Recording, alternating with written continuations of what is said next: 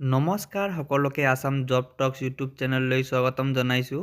আজি আমি এই ভিডিঅ'টিত ডেচিমেল অৰ্থাৎ দশমিকৰ পাৰ্ট 1 আলোচনা কৰিম।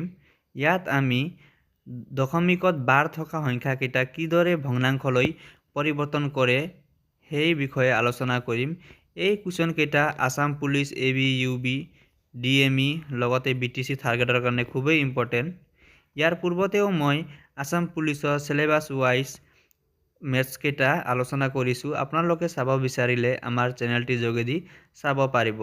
লগতে মই এই ভিডিঅ'টিৰ লগতে আসাম পুলিচ ABUBৰ প্ৰিভিয়াছ ইয়াৰৰ ভিডিঅ'ৰ লিংকটি মই ডিছক্ৰিপশ্যনত দিম।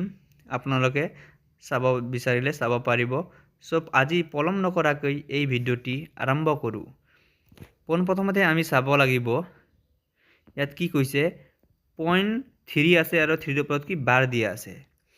ইয়াক কি ভগ্নাংশলৈকে পৰিৱৰ্তন কৰিব লাগিব। সদায় মনত কৰিবা যদি কোনোবা এটা সংখ্যাৰ ওপৰত যদি বাৰ দিয়া থাকে তাৰ ওপৰত তলত আমি কি লিখি দিম 9 লিখিম। নিশ্চয় বুজি পাইছা।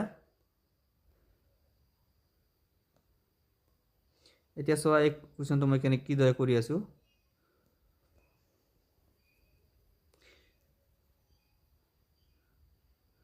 এতিয়া চোৱা ওপৰত কি আছে, এক মিনিট, ওপৰত কি আছে বাৰ আছে, মানে 3ৰ ওপৰত কি বাৰ আছে। যিকেইটা সংখ্যাৰ ওপৰত বাৰ থাকিব তাৰ তলত আমি কি লিখি দিম 9 লিখি দিম। এটা সংখ্যাৰ ওপৰত বাৰ আছে মানে 9 লিখি দিলোঁ। এতিয়া কি লিখিম, ওপৰত যি সংখ্যা আছে সেই সংখ্যাটো লিখিম। ওপৰত 3 আছে মানে 3 লিখি দিলোঁ। চ' এইটো 3 দি কেইবাৰ যাব 9ক 3বাৰ আৰু 3ক 3 দি একবাৰ। চ' ৰাইট এনচাৰ হ'ব 1/3। নিশ্চয় বুজি পাইছা। ইয়াৰ ৰাইট এনচাৰটো হ'ব option C. Next question number 2। এতিয়া চোৱা ইয়াত কি বাৰটো কেইটা সংখ্যাৰ আগত আছে, দুটা সংখ্যাৰ লগত কি বাৰ আছে। দুটা সংখ্যাৰ লগত বাৰ থাকিলে কি কৰিম, দুটা 9 বহাই দিম আৰু যিমান সংখ্যা আছে সেই সংখ্যাকেইটা লিখি দিম। কি আছে 63 আছে, 63 লিখি দিলোঁ। এতিয়া সদায় মনত কৰিবা এইখিনি লিখাৰ পিছত কি আমি কাটাকাটি কৰি দিব লাগিব।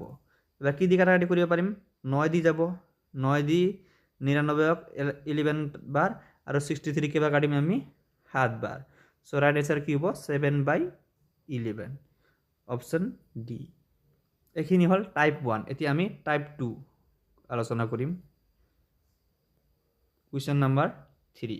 এতিয়া চোৱা এই টাইপ 2ত কি থাকিব, এটাত বাৰ যিখিনি সংখ্যা দিয়া থাকিব হয় এটাত বা দুটাতে বাৰ থাকিব আৰু কিছুমান বাৰ নাথাকিব। এতিয়া চোৱা প্ৰথমৰ নিচিনা যিটো সংখ্যাত বাৰ থাকে, যিমানটা সংখ্যাৰ আগত বাৰ থাকে সেইটো তলত কি লিখিম 9 লিখিম। 6ৰ আগত বাৰ আছে মানে এটা সংখ্যাৰ ওপৰত কি বাৰ আছে, তো এটা কি লিখিলোঁ 9 লিখিলোঁ। এতিয়া চোৱা 3ৰ আগত বাৰ নাই, যদি বাৰ নথকা সংখ্যা থাকে তেনেহ'লে কি লিখি দিম 0 লিখি দিম তাৰপিছত। এতিয়া গোটেইখিনি সংখ্যাৰ লগত গোটেইখিনি সংখ্যা মানে কিমান আছে সংখ্যা 36। এবাৰ বাৰ নথকা সংখ্যাটো কি বিয়োগ কৰি দিম। বাৰ কিহত নাই, 3ৰ ওপৰত কি বাৰ নাই, তো এইটো 3টো বিয়োগ কৰি দিম। বিয়োগ কৰাৰ পিছত কিমান পাম, 36ৰ পৰা 3 গ'লে কিমান হ'ব 33 আৰু তলত থাকিল 90।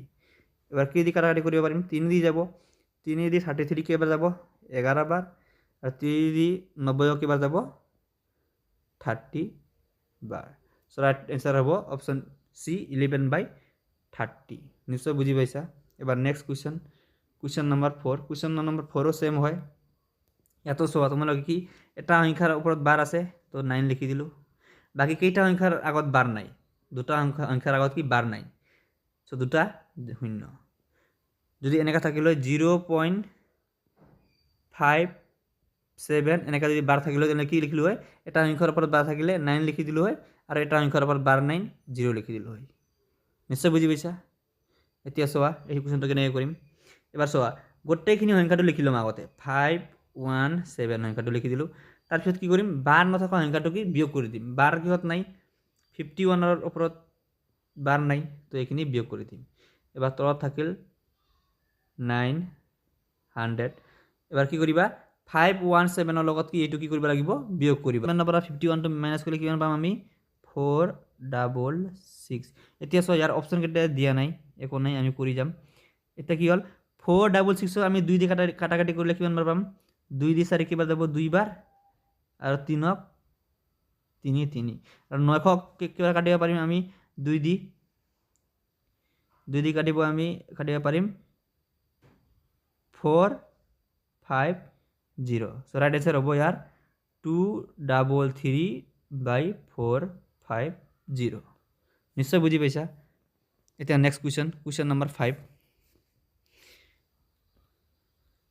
কুৱেশ্যন নম্বৰ 5 টো চোৱা ইয়াত কি কৈছে ইয়াত কিমানটা সংখ্যাৰ আগত বাৰ আছে হিমা একেটা তলত 9 লিখিম দুটা সংখ্যাৰ ওপৰত বাৰ আছে মানে দুটা 9 এটা কোনটো সংখ্যাৰ আগত বাৰ নাই এই 0 চোৱা 0 ওপৰত বাৰ আছে নেকি নাই তো এটা 0 বহাই দিম বাৰ না থাকিলে শূন্য বহাব লাগিব এতিয়া গোটেই সংখ্যা লগত গোটেই সংখ্যা কিমান আছে 37 আছে আর বাৰ নথকা সংখ্যা কোনটা আছে 0 আছে তো 0 বিয়োগ কৰিলে নকৰিলে 37 এ পাম সো কি হল 37/990 সো এটা কাটাকাটি কৰিব নোৱাৰিম সো ৰাইট आंसर হ'ব অপশন এ এটা কুৱেশ্যন নম্বৰ 6 কুৱেশ্যন নম্বৰ 6 টো ব্লেক টাইপ হয় এটা সো এটো কি দৰে কৰিম 2.53 ৰ ভগ্নাংশ ৰূপটো হৈছে ইয়াক কেনে কৰিম চোৱা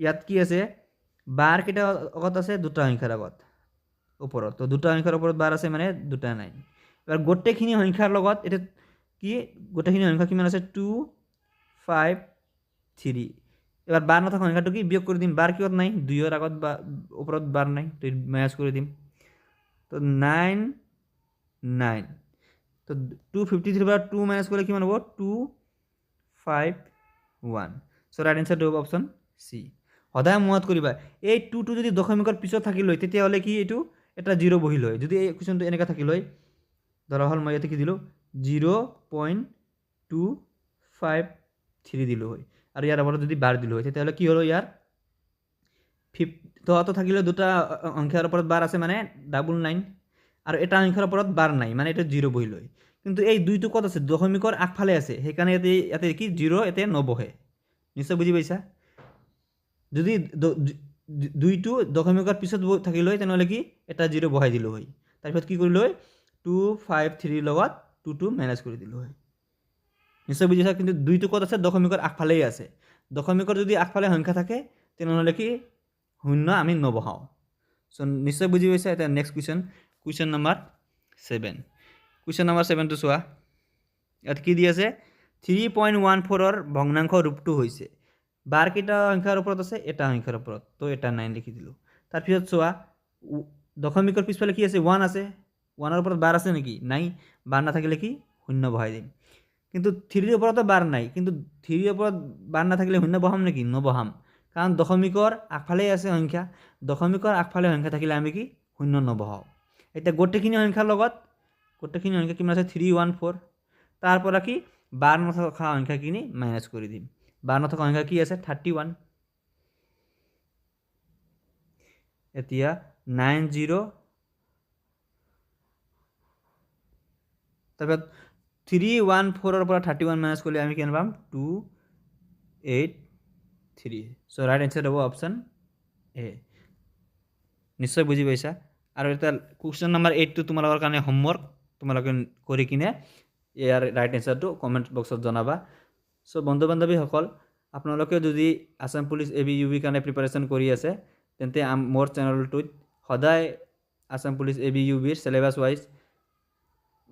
ওয়াইজ ভিডিও পাব যদি ভিডিওটি ভাল লাগে তেন্তে চ্যানেলটি সাবস্ক্রাইব করে দিব ধন্যবাদ।